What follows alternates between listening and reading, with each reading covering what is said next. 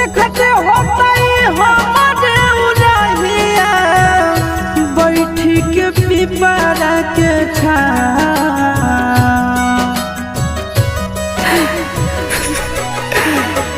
देखते होता हमारे उड़हिया बैठी के पिपरा के रुक रुक रुक अरे टरेनिया रुक रुक रुक रे टरेनिया ले ले चल जनुआ के गाँव रुक रुक